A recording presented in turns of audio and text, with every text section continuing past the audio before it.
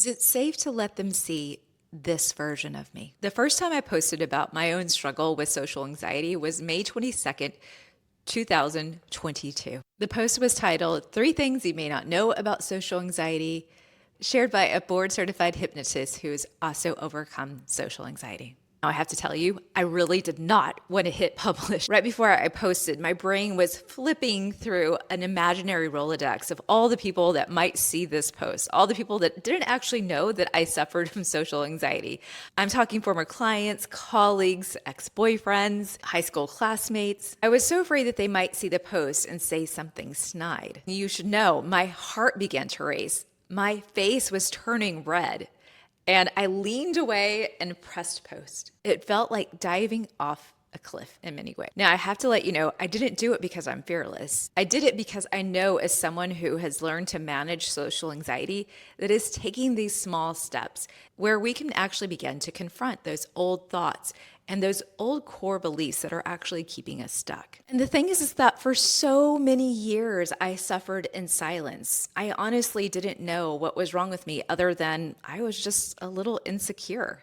I honestly thought that if I could just lose 10 more pounds or get the next title bump or just make more money or be more successful, that I could actually feel good about myself. And what people don't know about social anxiety is that it doesn't look the way that they think it will.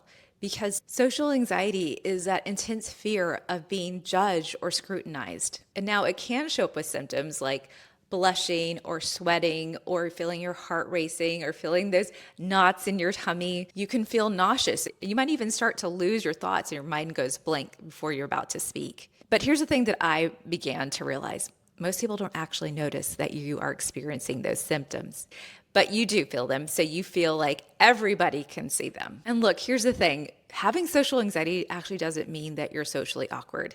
I think that's a misconception. It's not that you're not able to speak or have a conversation. Sometimes you're probably a little quiet because you're waiting for your turn to speak or you're afraid to interrupt.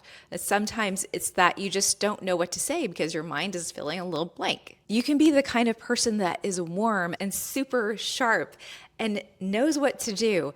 But when all eyes are turned on you, you feel your nervous system on high alert. Now, if any of this feels uncomfortably familiar, just know you're not alone. In this space, Ready to Be Seen, I'll be sharing more stories with you, tools, tiny experiments that are all going to help you feel safe to be seen. And if we haven't met before, my name is Nicole Hernandez. I am a former publicist turned visibility coach and hypnotherapist in New York City. And I was just like you. Now, this week, I'm going to give you a little experiment. And here's what I'd like you to do.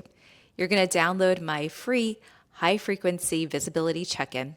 This is going to be a weekly ritual that you're going to start today or tomorrow. And I do this every single week myself. So what I do is I sit down and I go through each of the prompts. I write down what it asks me, the highlights, the lowlights, what's going well, what's not. There's a few more questions on here, and they're all specifically designed to begin to move you forward. They're going to help you address that inner critic that can get really loud sometimes and to begin to shift the way that you look at the world in a positive way. Thank you for being here with me today. My name is Nicole, and this is Ready to Be Seen.